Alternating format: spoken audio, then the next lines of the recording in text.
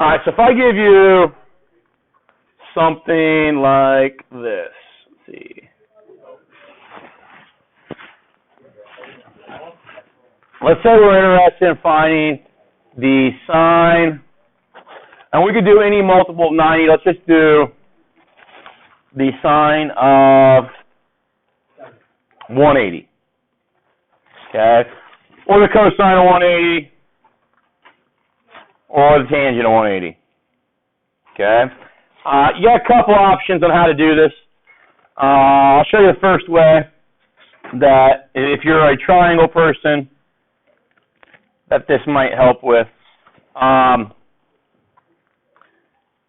But you got to kind of take some assumptions, take some liberties with our triangle here. If I'm going to go with theta is 180, that's right there, correct? Okay. Now here's the thing. That means my terminal ray is opposite to my initial ray, which really means I don't have the ability to draw a right triangle, correct? But I'm going to do this. I'm going to make my right triangle anyways. I'm just going to make it really shallow and small. And here's the assumption, or the liberty that we have to take with this, is that if this is my right triangle, but theta is 180 degrees, this distance here, this y distance is actually 0. Does that make sense? Okay. This distance here, you can let it be really anything you want to.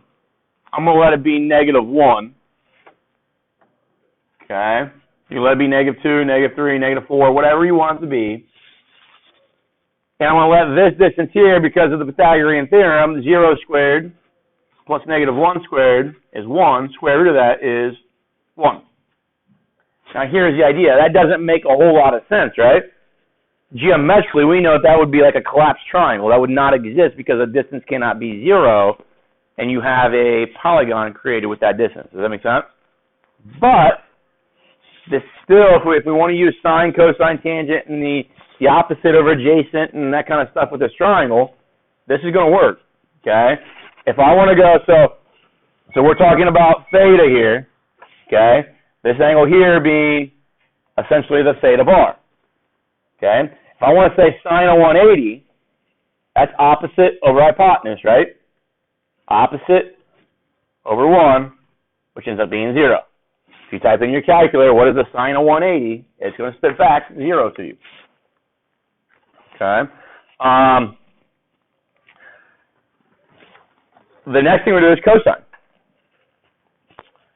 Cosine of 180 is adjacent divided by hypotenuse, right? -1 divided by 1, and -1. Tangent is opposite over adjacent.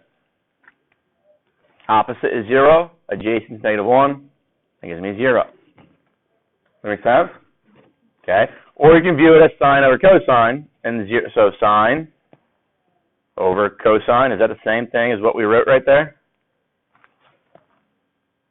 Okay. If I wanted to do reciprocals, this is where maybe some people struggle. What's the reciprocal of sine? Cosecant. So what generated the 0 was 0 over 1, right? So if I take the reciprocal of 0 over 1, I get that, right? Isn't that undefined? If you were to type in cosecant of 180 on your calculator, it's going to tell you domain error or something like that. Cosine's reciprocal is secant, right? Secant of, should be writing 180 in here. Secant 180 would be the reciprocal of this, right? Well, that's -1. And then cotangent of 180 would be the reciprocal of this, which would be -1 over 0, which is going to be undefined again. Does that kind of make sense? Okay. So if I said like 270 or 90, the triangle there would look like this, where that's 0, I'll let that be -1, and then my radius, I'd let be 1. That kind of makes sense? Yeah. Like that. So that's making the assumption about this triangle, and we really don't have that triangle existing, but we can do it that way. Here's the way that's probably going to make more geometric sense than anything. If I have 180 degrees, and that's my terminal array, my terminal array is that thing right there. Any point on that terminal array is an x comma y, right? Okay. So any point on that terminal array is x comma y. But what is the y value of any point on that terminal array? 0. So the idea is I can either take, let's see if I can do this in GeoGebra real quick.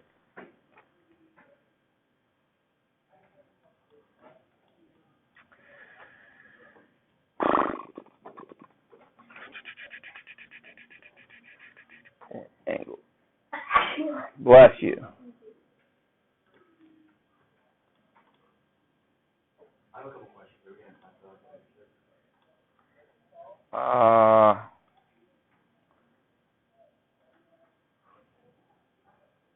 Hold on a second.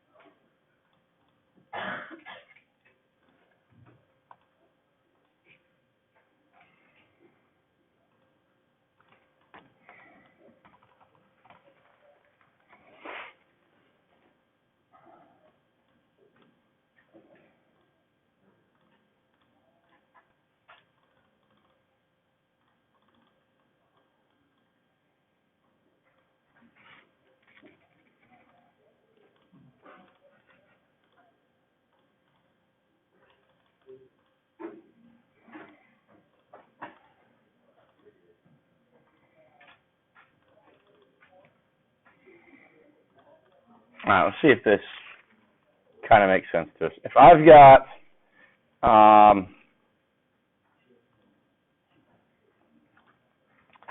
this terminal array,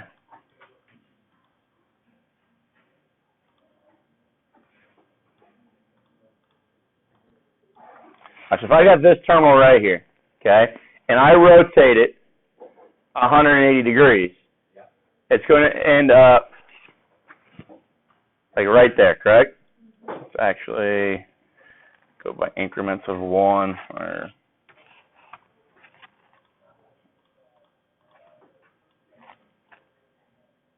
so get to 180 right there, correct? Okay.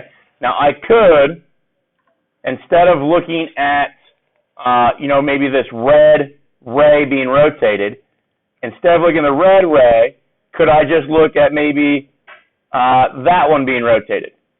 Or maybe just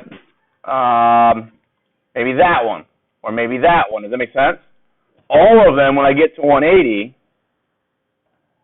are going to either be there, or it might be that one, or it might be that one. It doesn't essentially matter, and this is everything that we do. It doesn't matter how long the array is. What it matters is what is the terminal point here for that ray, or any point that is on that ray. And what is the y value of any point on any of those rays? So maybe A prime, C, D, or E. What is the y value for all those? 0. Okay? So when I look at any one of these points on here, the y value is 0. Okay? Now the x value would be different, right? Okay? You can let it be anything you want. I'm going to let it be, give me a number. Okay, I'm going to let it be this. If you want it to be 7, let it be 7. You want it to be 17, let it be 17. You want it to be 1,000, let it be 1,000. But I do know it's in the second quadrant, so it should be what?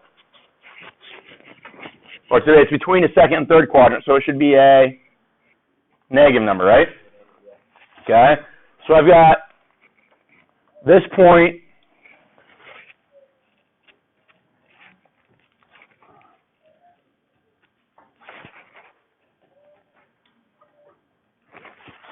being negative whatever you want it to be. You want it to be 7, let it be 7. We let it be negative 1 ultimately in the previous problem.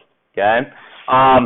Now, when I do some algebra here, that's my x, that's my y, we need an r. Well, r, if you remember, is the square root of your x value squared plus your y value squared, right? Well, when I square a negative, I get a positive, right? So this is going to end up being the square root of some number squared, right? Plus 0. So doesn't r just end up being whatever that number was? Does that make sense? Go back up to this picture we drew with that triangle. Is r the same as whatever that number right there was? Okay. But we just make the assumption that r is going to be positive, right? Okay. And now if we do that, remember that your sine of an angle, in this case we're 180, was equal to, by definition, y over r for any point that is on that terminal array, right? Okay? Because y ends up being your opposite side and r ends up being your hypotenuse. So y then in this case would be 0. R is that, right? What's 0 divided by any number? 0. Is that what we had up here? Sine of 180 is 0? Yeah. Okay. Cosine of 180 is equal to x over r, by definition. So x is that number, okay? That's x, negative, whatever my number I chose was, and r is r. What's number divided by itself? 1, right? Did we say cosine of 180 was negative 1 earlier? And if I want to do tangent, you can do it one of two ways. You can say, well, tangent is sine over cosine, so it's 0 over negative 1. Or if you want to write it as opposite over adjacent, so y over x, y is 0 over negative 1. That's my sine, that's my cosine.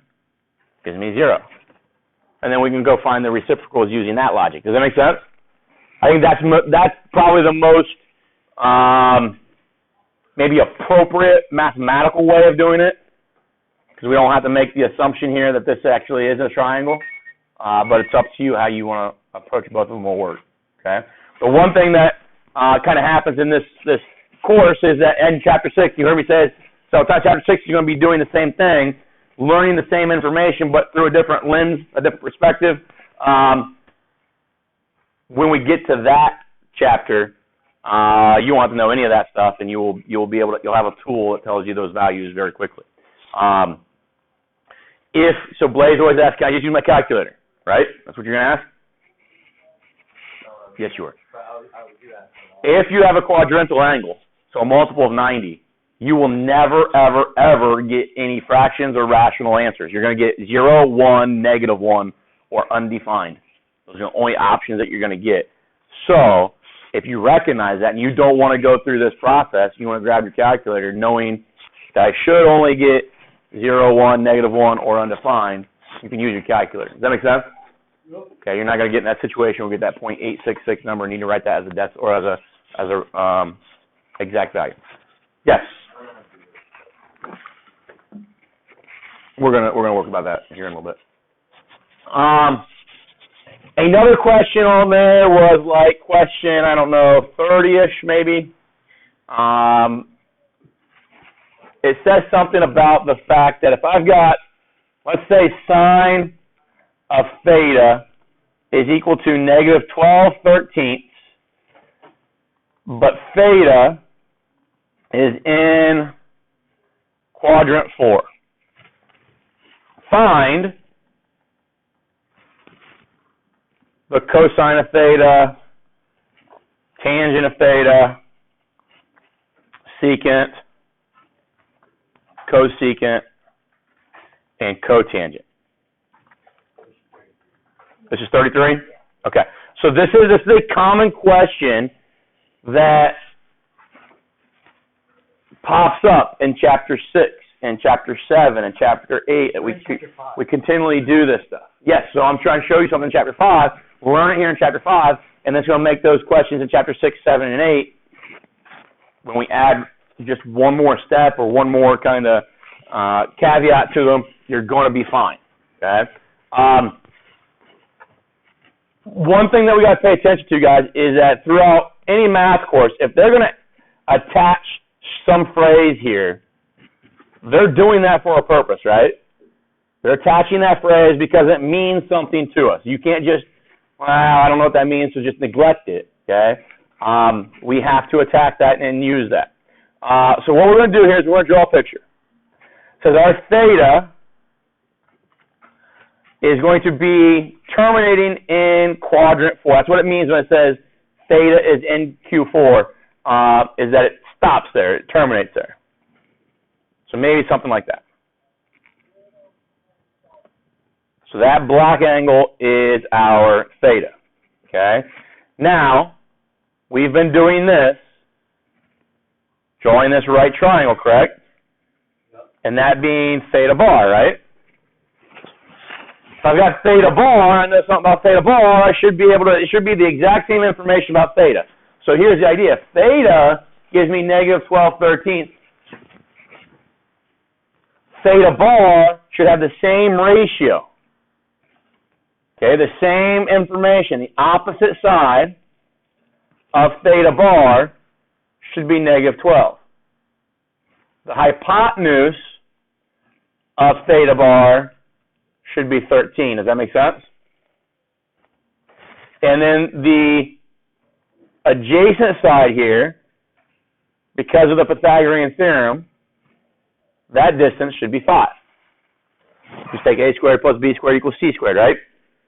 25 plus 144 equals 169. So that's a Pythagorean triple. And that's what happens in this course a lot, just to make things convenient, making the preliminary work a little bit easier for you. A lot of times, you're going to see numbers like 3, 4, 5, 5, 12, 13, because it just allows you to recognize, oh, that's Pythagorean triple, Pythagorean theorem, all that kind of stuff. So we get that. So now, and this is why quadrant 4 was important, knowing that was in quadrant 4, it tells me that the y value is negative and the x value is positive, right? If it was in quadrant 3, the 5 and the 12 would both be negative. Does that make sense? If it was in quadrant 1, they'd both be positive, okay? So they tell me that because it's going to give me the correct positive or negative result for the next 5 ratios, okay? If I neglect that, I'm probably going to miss the question because of that plus or minus aspect. So now, when they ask me cosine of theta, well, cosine of theta is going to be the same thing as cosine of theta bar, as long as I pay attention to the signs, the SIGN. Okay? So cosine of theta, cosine of theta bar, what is the cosine of theta bar here? Cosine is adjacent over hypotenuse, right? So 5 over 13. Okay? Now, theta is in the third quadrant. All students take calculus. Cosine should be positive in the third quadrant, or fourth quadrant, right? Did I just find cosine to be positive? Yeah. Tangent of theta, let's find the tangent of theta bar. It's opposite over adjacent, right? Negative 12 fifths. Is tangent negative in the fourth quadrant? yes. Yes. Okay. And now I can find secant by taking the reciprocal of cosine. So 13 fifths. Cosecant is the reciprocal of sine, so negative 13 twelfths. And then cotangent is the reciprocal of tangent, negative 5 twelfths. Now here's something that is, I think, a very important thing to do, especially later on. I want to check this. I want to make sure that I've done things correctly. Okay? There must be some theta, this angle measurement right there, that is going to generate this ratio of negative 12/13. How do I find that theta? Now, if you remember from geometry, sine of theta equals negative 12/13. If I take the inverse Sine inverse of both sides. That's going to give me theta equals the sine inverse of negative 12/13, right? So let me type that number in real quick.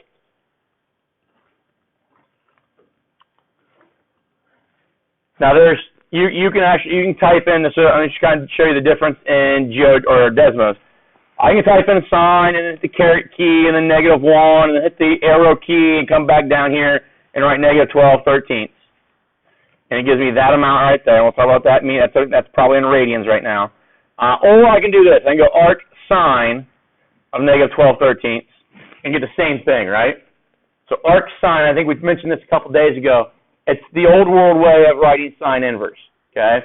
I don't like writing sine inverse on my calculator because there's so many extra keys that I got to push to get exponents or superscripts and then back down to the argument, that kind of stuff. It's just quicker to type in arc sine. So that's what I'm going to use predominantly through the course, okay?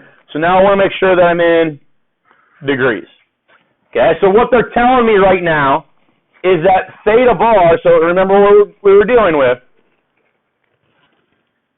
the picture here is telling me that this angle right there is this negative 67 number. Does that make sense to everybody? Okay. Well, theta was not that, right? Theta was the black angle. How do I find that black angle, or this angle here? How do I find that if I know theta bar is negative 67?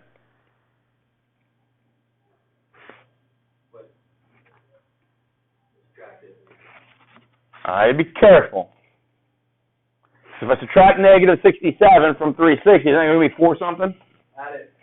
Okay, because it's negative, I want to add 360 to it, right? If you want to take the absolute value of 67 and subtract that then from 360, it'd give you that angle. Does that make sense?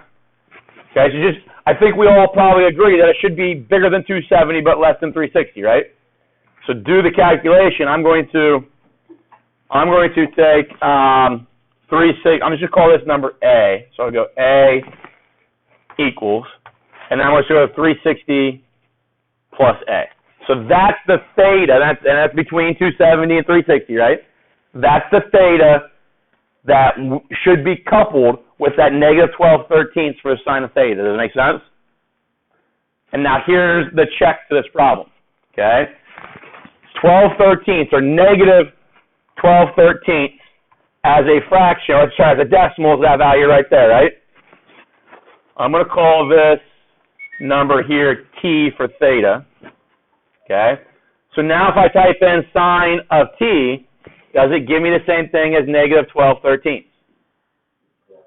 See that logic there, that comparison? Okay. If I type in, so we said cosine should be 5/13, right? So let's see what 5/13 is.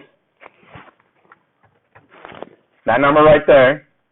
Okay.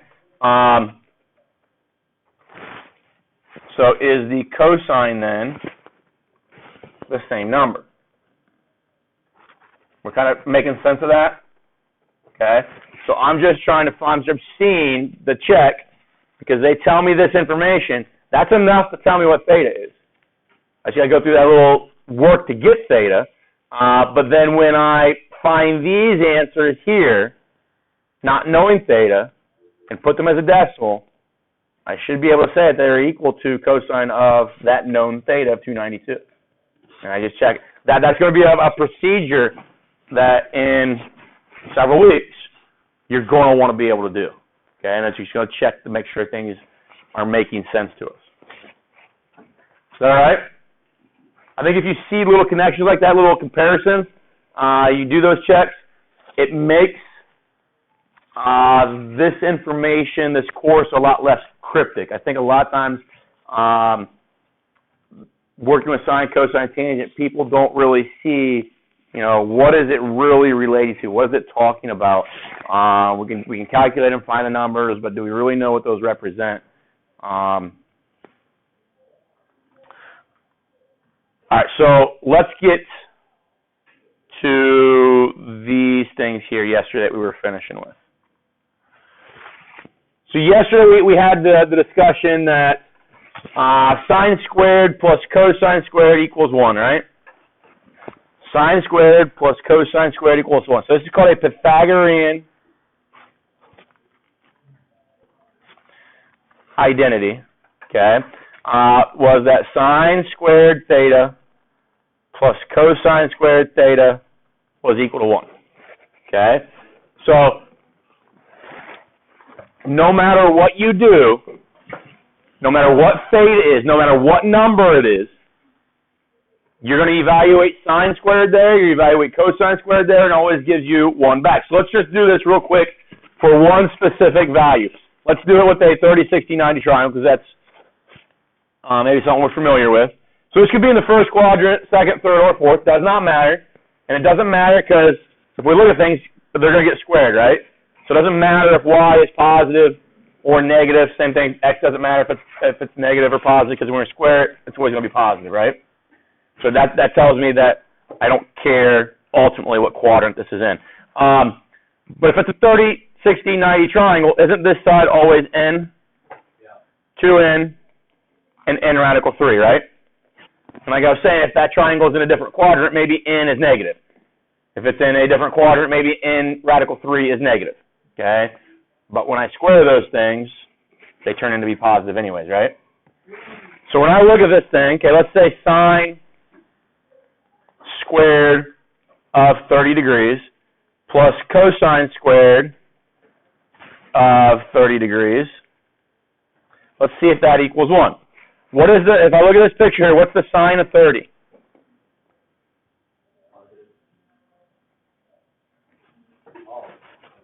Opposite of hypotenuse, right? What's that reduced to? 1/2. So that's our sine squared of 30 is 1/2 squared, right? We talked yesterday that sine squared of 30 is the same thing, bless you, sine of 30, that thing squared, right? And that means to order of operations says do that first. You evaluate sine of 30 first. That's where we're getting the 1/2, and then you square that. Cosine of 30, adjacent divided by hypotenuse, right?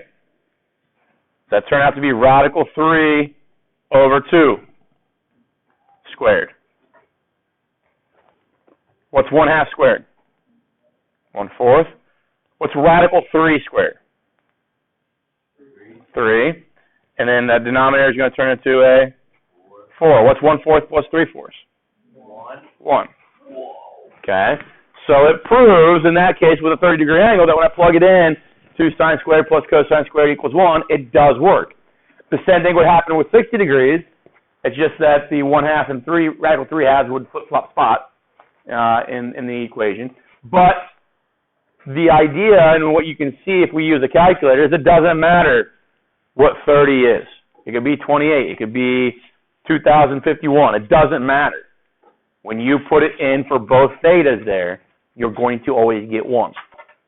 Okay?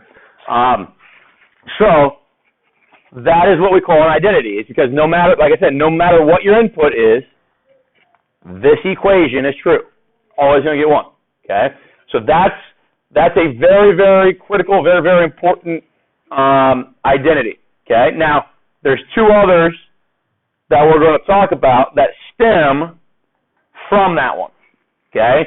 And here's the thing. I showed you. You guys remember seeing that cheat sheet that I Googled a couple days ago? Yeah. And there's over 100 formulas on there. Okay? My argument to you, now I know roughly most of them, but my signs I mess up, my pluses and minuses, and that kind of stuff in my formulas, because one, they're very similar. They're very easy to mess up, because you'll have 2 or 3 that the only thing that changes is like a plus or minus sign in certain spots. So I try not to memorize them. I try to learn how they're developed. Okay. So if you were to ask me, hey, what's the double angle formula for sine? I got to take a minute to kind of work it out real quick. Okay. But I know how to work it. I know where it comes from. I know the relationship. I know the geometry and the trigonometry and the algebra that create it, and that allows me to generate the formula. Does that make sense?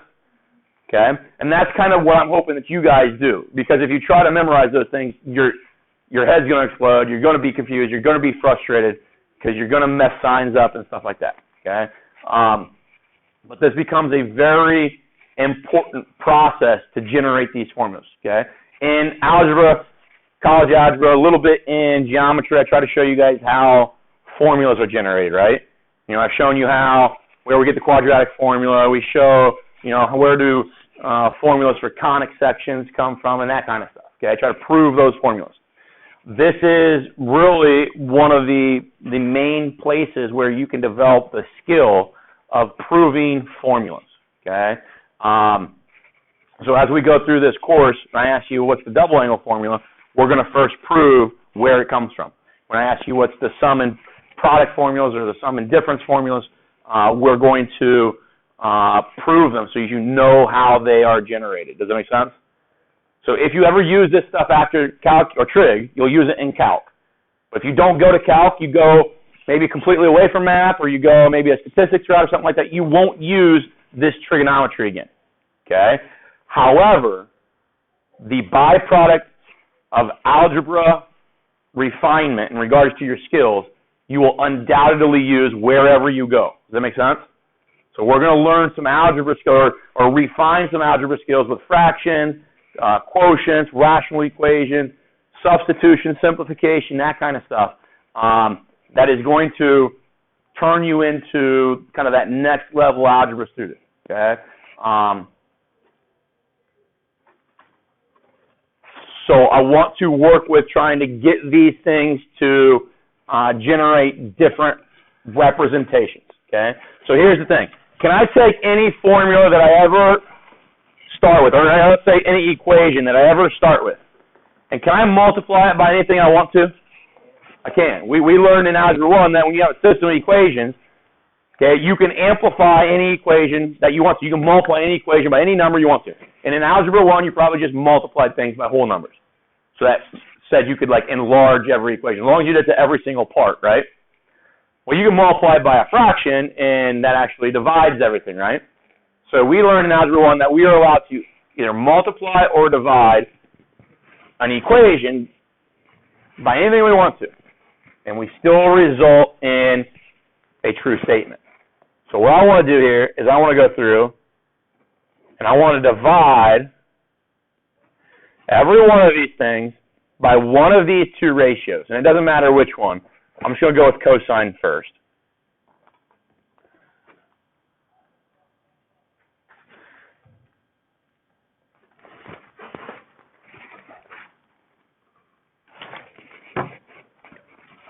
And now, here's where my algebra kicks in.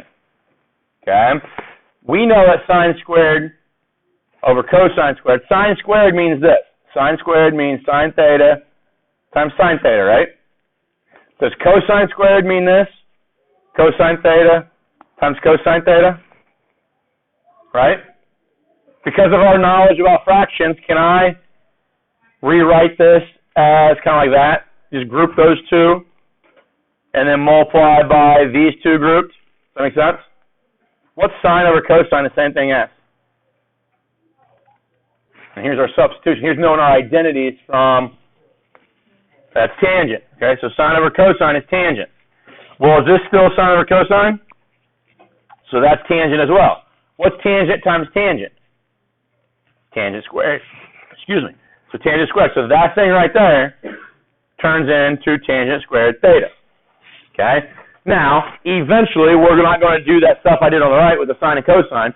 We're going to know sine over cosine, first power over first power, is tangent. So sine squared over cosine squared is tangent squared. Sine cubed over cosine cubed is tangent cubed. Does that make sense? If the powers are the same, then we'll have that situation on the right-hand side however many times. So if it's power 2, we have it twice. If it's power 3, we have it 3 times. And that will then be the power that we have for tangent. Does that make sense to everybody? Okay. What's cosine squared divided by cosine squared? That goes down to 1. And then 1 over cosine squared, well, that's 1 over cosine times 1 over cosine. Does this fraction, or this product of fractions generate 1 over cosine squared?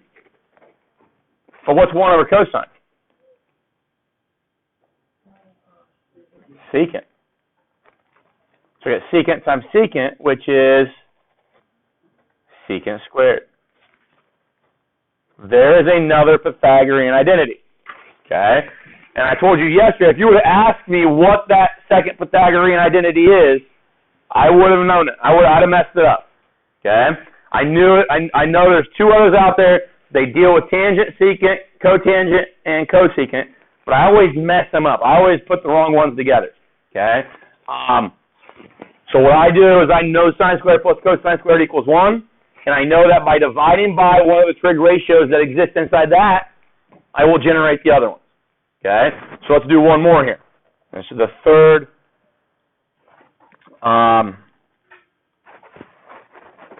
Pythagorean identity. It says we start with sine squared theta again plus cosine squared theta is equal to 1. Okay, we already divided by cosine, so now let's go through and divide by sine. So divide by sine squared theta, sine squared theta, sine squared theta. So what's sine squared divided by sine squared? 1. What's cosine divided by sine? Cotangent. And what's 1 divided by sine? Cosecant. There's my third Pythagorean identity. And my argument is that those 2 things, I mess them up. Okay? I know one of them has tangent squared plus 1, and I know one of them has cotangent squared plus 1. But I always mess up the one that gets the secant squared or the one that gets the cosecant squared paired with it. Does that make sense? Now, you might be able to memorize it, say, okay, well, that bottom one, they both have C's to start with, so that goes together, or something like that. I don't know. I mess them up, so I don't memorize them, because I know I'm going to mess them up. So if I need these 2, which I will, I just quickly jot this down, look at it, and say, okay, well, if I divide by cosine squared, is that going to give me this? Or if I divide by sine squared, it's going to give me this. Does that make sense? Okay? And that idea is important to us to be able to do that. Now, there are other versions of those. Can I subtract tangent squared from both sides? From that black one, and say that 1 is equal to secant squared minus tangent squared? Okay? So the idea then is that no matter what you choose for A, or theta, I guess, I'm going to use A and Desmos here. If I